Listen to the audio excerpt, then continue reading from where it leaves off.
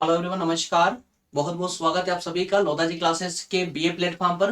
दोस्तों, BA second year के लिए सोशोलॉजी पर जहां हमने सेशन को होल्ड कर रखा था उसको फिर से आज से हमने कंटिन्यू कर दिया। तो सोशोलॉजी का जो दोस्तों सामाजिक प्रक्रिया एवं परिवर्तन वाला जो हमारा पार्ट है सोशोलॉजी का, समाजशास्त्र का, उसे हम फिर से कंटिन्यू करने जा रहे हैं। दोस्तों, इससे पहले 4 लेक्चर इस पार्ट में हो चुके थे, ठीक है ना। तो आप लोगों की डिमांड पर ही दोस्तों इस सेशन को फिर से कंटिन्यू कर दिया गया है, ठीक है ना। और अगर आप लोगों का सपोर्ट बना रहा तो अब ये सेशन तभी रुकेगा जब ये पूरी तरह कंप्लीट हो जाएगा, ठीक है। चलिए शुरुआत करते हैं दोस्तों।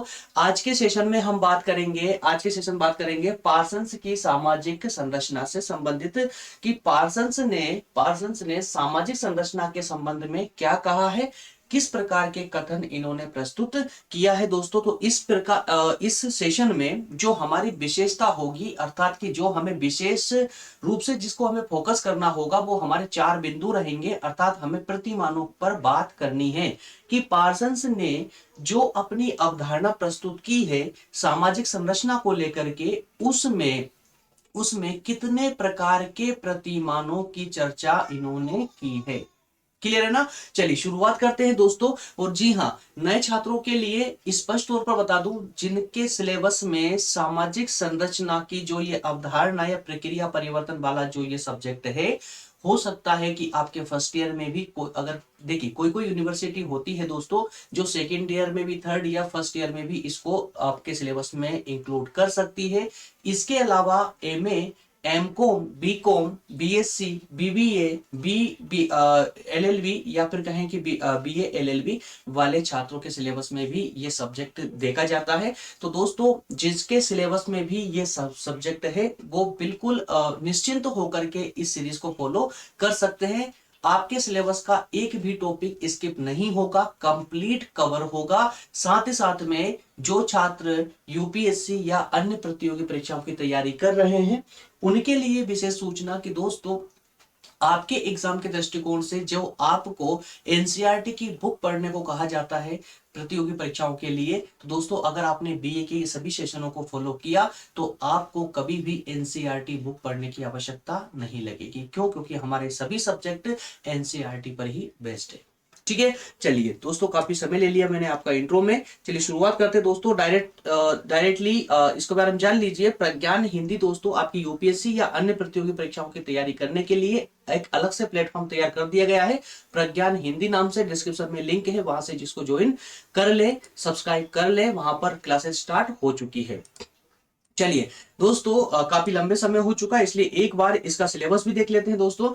कि इस पार्ट में सामाजिक प्रक्रिया वाले इस पार्ट में दोस्तों फर्स्ट यूनिट हमारा चल रहा था जिसमें हमारे 3 टॉपिक कवर हो चुके थे।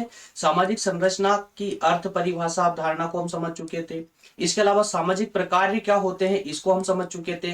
रेडक्लिफ ब्राउन के द्वारा सामाजिक संरचना की जो अवधारणा प्रस्तुत की गई थी उसे हमने समझ लिया था। और आज के सेशन में हम पार्सन्स की सामाजिक अवधारणा को समझेंगे, सामाजिक संरचना की अवधारणा को समझने वाले हैं। और इसी लेक्चर के साथ में ही दोस्तों हमारा ये फर्स्ट यूनिट कंप्लीट हो जाएगी। चलिए दोस्तों, बढ़ते हैं आगे और अपने आज के सारांश पर देखते हैं। आज के टॉपिक का सारांश क्या है? तो दोस्तों, इसमें मैंने प्रारंभ में ही बताया था, 4 प्रकार के प्रतिमानों पर हम यहाँ चर्चा करने वाले हैं।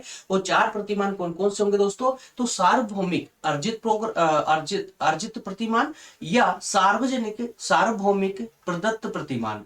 सार्वभौमिक अर्जित अर्जित है ना, शब्दों पर ध्यान दीजिएगा। सार्वभौमिक अर्जित प्रतिमान और सार्वभौमिक प्रदत्त प्रतिमान। उसी प्रकार से विशिष्ट अर्जित प्रतिमान और विशिष्ट प्रदत्त प्रतिमान। क्या अर्थ होता है इनका दोस्तों, सेशन के अंदर ही समझेंगे। चलिए शुरुआत करते हैं अपने सेशन की। सबसे पहले हम बात करेंगे दोस्तों पार्सन्स की सामाजिक संरचना की अवधारणा। तो इसका मतलब क्या हुआ, बेसिकली समझिए, व्यवहारिक रूप से समझिए। सामाजिक संरचना, समाज की जो संरचना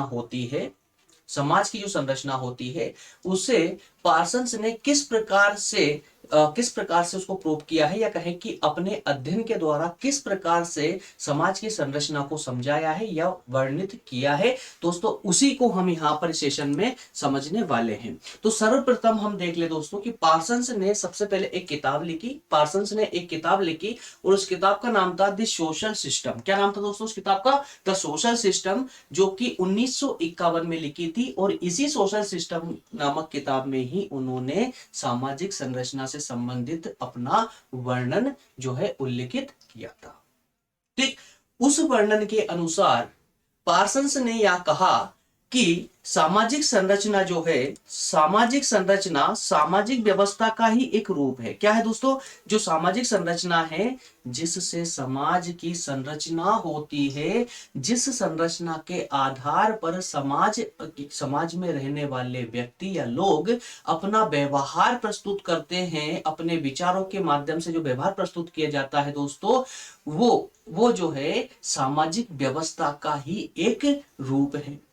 ठीक है, और एक ऐसी सामाजिक व्यवस्था जिसके द्वारा कई प्रकार की सामाजिक संरचनाओं का जन्म होता है। और जो ये सामाजिक संरचना है दोस्तों, यही व्यवहार प्रतिमान है।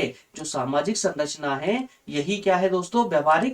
व्यवहार प्रतिमान। व्यवहार प्रतिमान का अर्थ होता है कि जिन जिन प्रतिमानों के आधार पर व्यक्ति समाज में रहते हुए अपने व्यवहार करता है, अन्य व्यक्ति के साथ या समाज के साथ जो व्यवहार करता है मनुष्य, उसी का अर्थ होता है व्यवहार प्रतिमान। क्लियर हुआ क्या? तो यहां पर सटीक रूप से, एक सिंपल रूप से समझे तो देखिए, पार्सन्स ने स्पष्ट तौर पर कहा है कि समाज की जो संरचना है उसका निर्माण कहां से हुआ है? समाज की व्यवस्था से हुआ है। समाज की व्यवस्था से हुआ है। तो समाज की व्यवस्था से जिस सामाजिक संरचना का निर्माण हुआ है, वो सामाजिक संरचना ही क्या कहलाती है? व्यवहार प्रतिमान कहलाती है। क्यों? क्योंकि जिस आधार पर समाज की संरचना होती है, उसी आधार पर, या कहें कि जिन प्रतिमानों से समाज का निर्माण होता है, प्रत्येक समाज का प्रत्येक व्यक्ति उन्हीं प्रतिमानों के आधार पर अपना व्यवहार करता है, समाज के साथ या अन्य व्यक्ति के साथ। क्लियर हुआ क्या?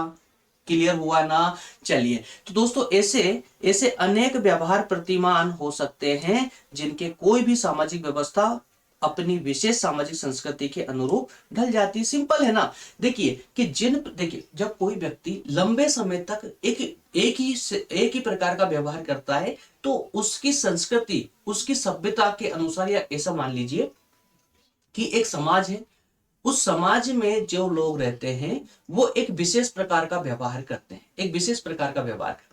ठीक है ना? तो एक लंबे समय तक उस व्यवहार का रिपीटेशन होने से, बार बार उसी प्रकार का व्यवहार करने से वो उनकी संस्कृति बन जाएगी, उनकी सभ्यता बन जाएगी। क्यों? क्योंकि वो व्यवहार उनकी आदत में आ चुका होगा, है ना? जिससे वो व्यवहार आगे चल करके समाज का एक नियम बन जाएगा और वही नियम समाज की संरचना में सहयोग प्रदान करेगा।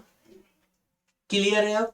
ठीक है ना? तो दोस्तों इसी प्रकार से पार्सन्स ने एक परिभाषा के माध्यम से सामाजिक संरचना को और अच्छे से एक्सप्लेन करने का प्रयास किया है। उनका कहना है कि सामाजिक संरचना संबंधी जो संस्थाएं होती है या एजेंसियां होती है, सामाजिक प्रतिमानों या समूह में प्रत्येक सदस्य के द्वारा ग्रहण किए गए पदों या कार्यों की क्रमबद्धता को, इसको ही कहते हैं क्या? सामाजिक संरचना। कहने का अर्थ यह है कि समाज में जो संस्थाएं हैं, समाज के जो समूह हैं, समाज के जो व्यक्ति है, उनके द्वारा जो पद ग्रहण किए जाते हैं और पद ग्रहण करने के बाद जिस प्रकार का व्यवहार उनके द्वारा किया जाता है, उन सबसे ही मिलकर के एक सामाजिक संरचना का निर्माण होता है। क्लियर है?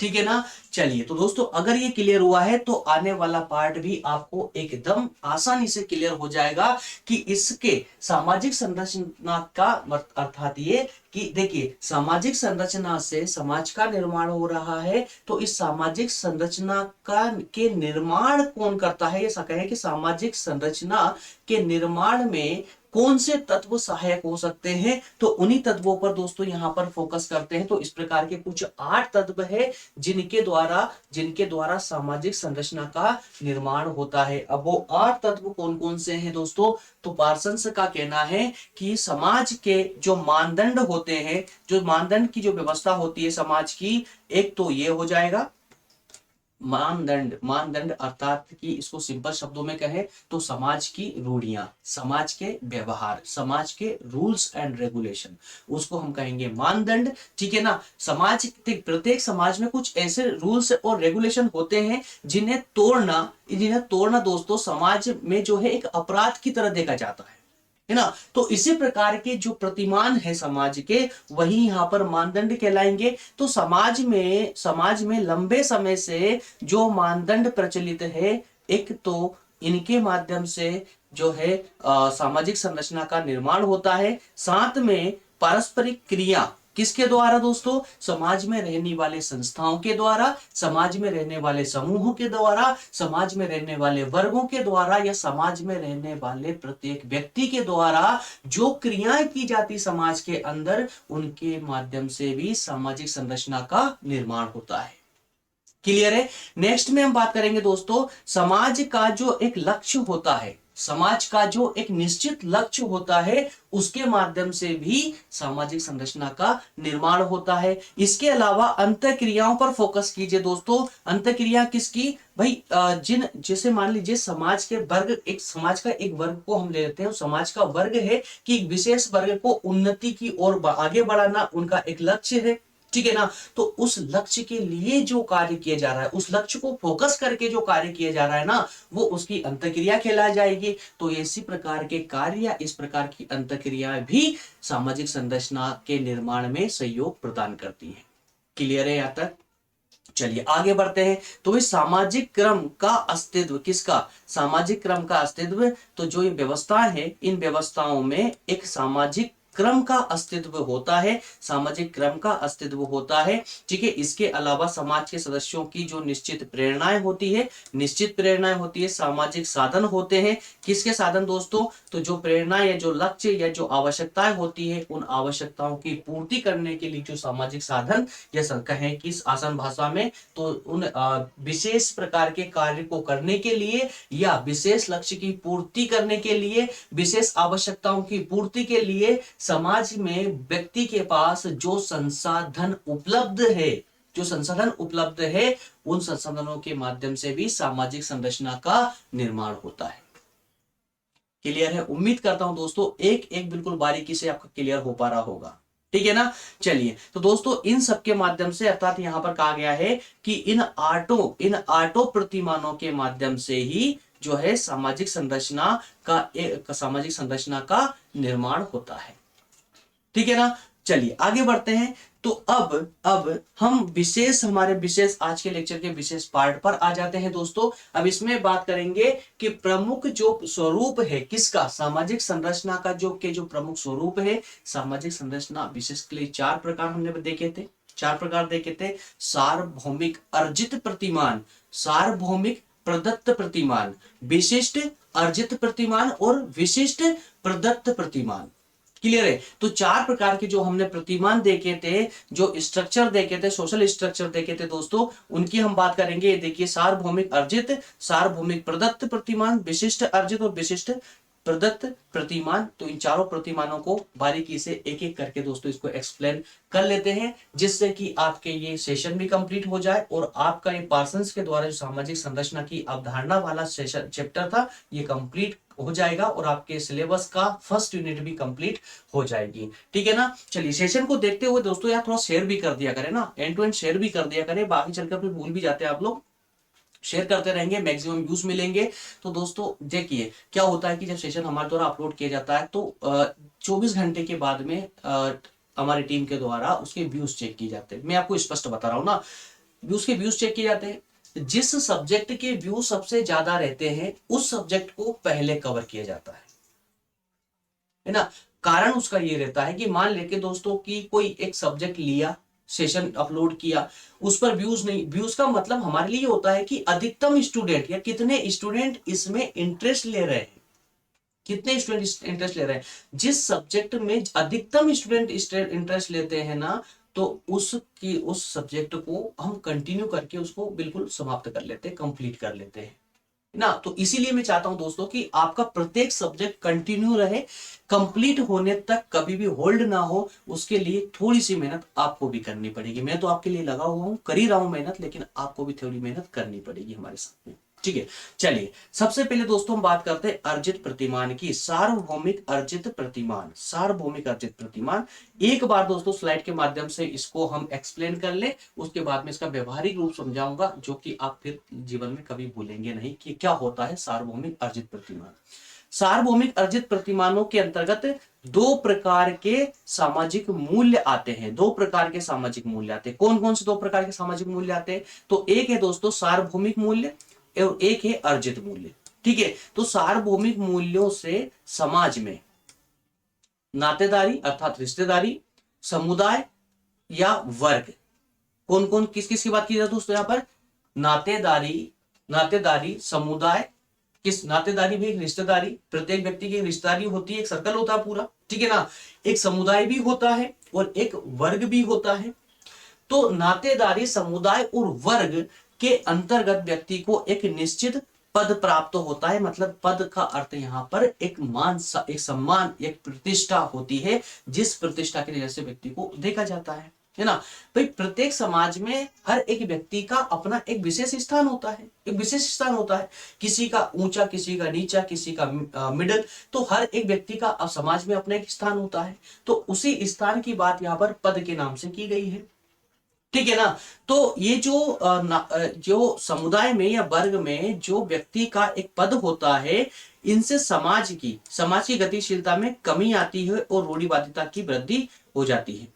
इसका मतलब क्या हुआ समझिए जरा, कि अगर व्यक्ति को समाज में, वर्ग में या उसके समुदाय में अगर रिश्तेदारी के माध्यम से या समुदाय के माध्यम से या उसके वर्ग विशेष के माध्यम से बिना मेहनत करे अगर उसे एक विशेष प्रतिष्ठा वाला पद प्राप्त हो जाए, तो इससे क्या होगा? तो दोस्तों इससे वंशानुक्रम के रूप में जो परंपरा चली आ रही थी, जिसको हम रूढ़िवादिता कहते हैं, उसमें वृद्धि होगी। अब जब रूढ़िवादिता के आधार पर समाज आगे बढ़ेगी, तो दोस्तों समाज की जो गतिशीलता है ना, वो रुक जाएगी। क्यों? क्योंकि यहां पर व्यक्ति अपनी प्रतिभा का परिचय नहीं दे रहा है, बल्कि उसे जो प्रतिष्ठा, समाज में जो प्रतिष्ठा या पद प्राप्त हो रहा है, वो एक विशेष वर्ग में जन्म लेने के कारण हो रहा है, विशेष वर्ग में होने के कारण हो रहा है, या फिर कहें कि एक विशेष वर्ग के व्यक्तियों से रिश्तेदारी के कारण उसको वो पद प्राप्त हो रहा है। इस कारण से समाज की जो गतिशीलता होगी वो वहीं थम जाएगी, रुक जाएगी, क्योंकि उससे रूढ़िवादिता को जो है दोस्तों, उससे रूढ़िवादिता बढ़ने में ये वृद्धि होती है। रूढ़िवादिता के बढ़ने के इस क्रम में जो है ये सहयोग प्रदान करती है। इस कारण से जहां रूढ़िवादिता का जन्म होता है या रूढ़िवादिता बढ़ती है, वहां पर समाज की गति में जो है अपने आप ही एक ऐसा आयाम आ जाता है जिससे या तो डाउन में चली जाएगी समाज की जो गति है, या तो डाउन जाएगी या फिर स्थिर रह जाएगी, लेकिन अप नहीं जाएगी, अर्थात कि उसकी में वृद्धि नहीं होगी, ठीक है ना। इसके अलावा अगर हम दूसरे मूल्य की बात करें दोस्तों, तो वो होगा अर्जित मूल्य। क्या? अर्जित मूल्य। अब जैसे नाम से दिख रहा है अर्जित मूल्य, मतलब व्यक्ति ने मेहनत करके, परिश्रम के द्वारा या अपनी प्रतिभा के द्वारा कोई पद प्राप्त किया हो, जिसे अर्जित किया हो, कमाया हो, है ना, उसको हम अर्जित मूल्य बोलेंगे। तो ये तो बिल्कुल समाज के लिए, प्रत्येक व्यक्ति के लिए, समाज के लिए, समुदाय के लिए या वर्ग के लिए, समाज के प्रत्येक संस्था के लिए ये प्रतिमान तो बहुत जरूरी है, बहुत जरूरी है। और इसी से समाज की गतिशीलता में बहुत तीव्र गति से वृद्धि होगी, ठीक है ना। तो अर्जित मूल्यों से व्यक्ति समाज या वर्ग में अपने परिश्रम से पद प्राप्त करता है, ठीक है ना, पद प्राप्त करता है, प्रतिष्ठा प्राप्त करता है। तो पार्सन्स ने कहा है कि औद्योगिक जो समाज है, वर्तमान की जो औद्योगिक समाज है, अर्थात कहें कि वर्तमान की जो औद्योगिक समाज है, उसमें इस प्रतिमान के उदाहरण देखने को मिल जाते हैं। और वैसे तो औद्योगिक समाजों में सिर्फ अर्जित मूल्य ही नहीं बल्कि सार्वभौमिक मूल्यों के उदाहरण भी देखने को मिल जाते हैं। जैसे कि आप देखते हैं दोस्तों कि औद्योगिक समाज में, अर्थात ये कि औद्योगिक क्षेत्र में कुछ पद ऐसे होते हैं, कुछ कंपनियों के, कुछ औद्योगिक क्षेत्र में कुछ पद ऐसे होते हैं जो वंश के आधार पर उनको प्राप्त हो जाते हैं, या एक विशिष्ट समाज का व्यक्ति होने के कारण उसको प्राप्त हो जाता है, या एक विशेष वर्ग का होने के कारण प्राप्त हो जाता है। क्यों? क्योंकि प्राइवेट कंपनी वो किसी को भी अपना पद दे सकते हैं, है ना। और इसी के साथ साथ में प्राइवेट सेक्टर में हमें यह भी देखने को मिलता है कि कुछ व्यक्ति अपनी प्रतिभा के आधार पर, प्रतिभा के कारण भी जो है एक निम्न पद से उच्च पद प्राप्त कर लेते हैं, है ना। तो इस प्रकार से कह सकते हैं कि औद्योगिक क्षेत्र में भी हमें इन दोनों प्रतिमानों का, इन दोनों सामाजिक मूल्यों का समावेश नजर आता है। क्लियर है? चलिए नेक्स्ट पर बात करेंगे दोस्तों। नेक्स्ट है सार्वभौमिक प्रदत्त प्रतिमान। सार्वभौमिक प्रदत्त प्रतिमान, तो इस प्रकार की संरचना में भी सार्वभौमिक और प्रदत्त दोनों मूल्यों का समावेश रहता है, लेकिन एक इसमें एडिशनली जो रहता है दोस्तों, इसमें उन मूल्यों पर भी चर्चा होती है जो अतीत और भविष्य से संबंधित होते हैं। अतीत और भविष्य से संबंधित होते हैं, उन प्रतिमानों की भी बात इसके अंदर होती है। आदर्शों के चुनाव में रूढ़ि और परंपराओं को कोई महत्व नहीं दिया जा सकता, या ऐसा कह सकते हैं कि विशेष महत्व नहीं दिया जा सकता।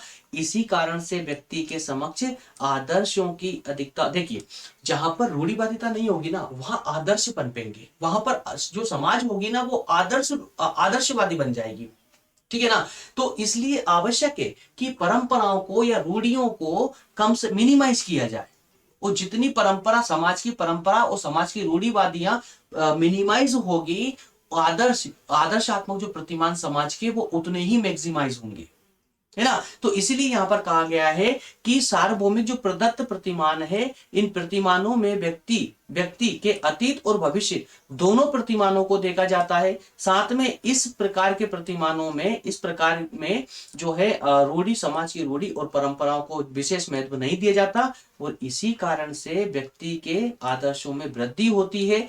और इसके अगर हम उदाहरण की बात करें तो आज का हमारा वैज्ञानिक समाज को देख लीजिए, आज के हमारे वैज्ञानिक समाज को देख लीजिए, जो अंधविश्वास से काफी दूर जा चुका है, जो रूढ़िवादियों में अधिक विश्वास नहीं रखता है, समाज की परंपराओं से भी काफी दूरी बनाकर रहता है, उसी को हम आज का वैज्ञानिक समाज कहते हैं। और वो वैज्ञानिक समाज जो है एक आदर्शात्मक वैज्ञानिक समाज है, आदर्शात्मक समाज है, ठीक है। नेक्स्ट है विशिष्ट अर्जित प्रतिमान। विशिष्ट अर्जित प्रतिमान, इस प्रकार की संरचना में सार्वभौमिक मूल्यों की जगह विशिष्ट मूल्यों को ज्यादा महत्व दिया जाता है, ठीक है ना। किसके स्थान पर? सार्वभौमिक जो मूल्य है दोस्तों, उनके स्थान पर विशिष्ट मूल्यों को अधिक महत्व दिया जाता है। जैसे कि वंश, परिवार और गोत्र का स्थान या महत्व इसमें अधिक होता है। ऐसी संरचना में आदर्शात्मक प्रतिमान परंपरागत होते हैं। तो कहने का अर्थ दोस्तों ये है कि जो विशिष्ट अर्जित प्रतिमान है, इस प्रकार की सामाजिक संरचना के निर्माण में वंश को, परिवार को और गोत्र को, इनको विशेष महत्व दिया जाता है। तो इसमें जो प्रतिमान होंगे, जो आदर्शात्मक प्रतिमान होंगे, वो कैसे प्रतिमान होंगे?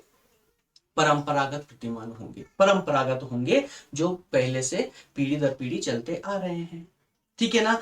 और प्राचीन भारत की जो सामाजिक संरचना है दोस्तों, प्राचीन भारत की जगह समाज को हम समझे, देखें, अगर प्राचीन भारत की समाज का अगर हम अध्ययन करें तो उसमें इन्हीं प्रतिमानों को विशेष रूप से देखा जा सकता है, ठीक। अब इसका उल्टा कर दीजिए, उल्टा कर देंगे तो आपका प्रदत्त प्रतिमान हो जाएगा, विशिष्ट प्रदत्त प्रतिमान हो जाएगा। अभी हमने अर्जित प्रतिमान की बात की थी, ठीक है ना। तो इसके उल्टे में, इसके विपरीत, इस प्रकार की सामाजिक संरचना में वंश, रक्त संबंध और स्थानीय समुदाय को जो है अधिक महत्व दिया जाता है। किसको महत्व दिया जाएगा? वंश को, रक्त संबंध को या स्थानीय समुदाय को अधिक महत्व दिया जाएगा, ठीक है ना।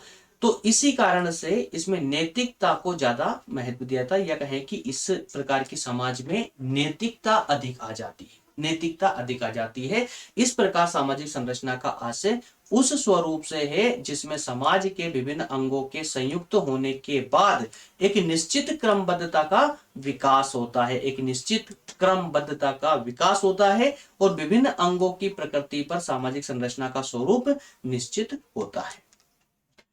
अब इसमें बताइए दोस्तों मुझे कि क्या समझ नहीं आया, क्या डिफिकल्टीज फेस करनी पड़ी आपको। बहुत सारे स्टूडेंट्स की मेरे पास कमेंट आती है कि सर सोशियोलॉजी को कंटिन्यू कर लीजिए, सोशियोलॉजी बहुत डिफिकल्ट पड़ रही है, समझ नहीं आती। यार देखिए, एकाग्र होकर पढ़िए, एकाग्र होकर समझिए। मैं ये नहीं कहता हूं, कभी नहीं कहता हूं दोस्तों और लोगों की तरह, देखिए किसी की आलोचना करने का किसी को अधिकार नहीं है। मैं स्पष्ट तौर पर कहता हूं कि कोई अधिक अधिक ऑनलाइन रहने की आपको आवश्यकता नहीं है, कोई अधिकतम लेक्चर्स देखने की भी आवश्यकता नहीं है। एक सब्जेक्ट के एक टॉपिक पर एक लेक्चर देख लिया पर्याप्त है। कोई टॉपिक अगर आपको समझ नहीं आ रहा है या कोई टॉपिक ऐसा है जो लगता है कि आपको इजीली समझ नहीं आएगा, काफी टाइम लग जाएगा, उसको बहुत लेंदी है, उसका आप लेक्चर देख सकते हैं, है ना। अनावश्यक रूप से यूट्यूब पर ज्यादा टाइम ना दें तो ज्यादा बेहतर है। अगर आप अपने अध्ययन को लेकर के सीरियस हैं तो, और सिर्फ टाइम पास करने के लिए अगर आप बीए कर रहे हैं तो फिर कोई इट्स ओके, कोई बात नहीं। लेकिन अगर सीरियस है अपने अध्ययन को लेकर के, अपनी पढ़ाई को लेकर सीरियस है, बीए के बाद, ग्रेजुएशन के बाद में अगर आप लाइफ में कुछ वाकई में करना चाहते हैं ना, तो फिर दोस्तों एक स्ट्रेटेजी होना चाहिए आपकी लाइफ में ग्रेजुएशन करने की।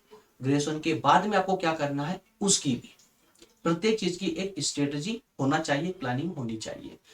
उसके तहत ही आपको कोई सब्जेक्ट अगर डिफिकल्ट लगता है तो उस सब्जेक्ट को इजी बनाने का इस पूरे ब्रह्मांड में सिर्फ एक ही सिद्धांत है और एक ही तरीका है, इसके अलावा कोई तरीके नहीं है। अगर आपको इस तरीके के अलावा जो मैं बताने वाला हूं इसके अलावा कोई और तरीका बताए, समझ लेना सिर्फ और सिर्फ हवाबाजी है, बकवास है, इसके अलावा कुछ भी नहीं है। सिर्फ एक तरीका है, ओनली एक तरीका किसी भी डिफिकल्ट से डिफिकल्ट सब्जेक्ट को इजी बनाने का, और वो तरीका है दोस्तों revise and revise and revise. उसका इतनी बार रिवीजन करो कि जब तक वो सबसे फेवरेट और सबसे इजी सब्जेक्ट आपका ना बन जाए, सबसे फेवरेट और सबसे इजी टॉपिक आपका ना बन जाए, तब तक उसका पीछा मत छोड़ो। और मैं गारंटी लेता हूं दोस्तों कि कितना भी डिफिकल्ट सब्जेक्ट होगा, कितना भी डिफिकल्ट टॉपिक होगा, उसे 3 से 4 बार जैसे ही आप पढ़ लोगे ना, तो आपकी उससे एक दोस्ती हो जाएगी, आपका याराना जम जाएगा उसके साथ, और आपको बहुत प्यारा लगने लगेगा वो सब्जेक्ट।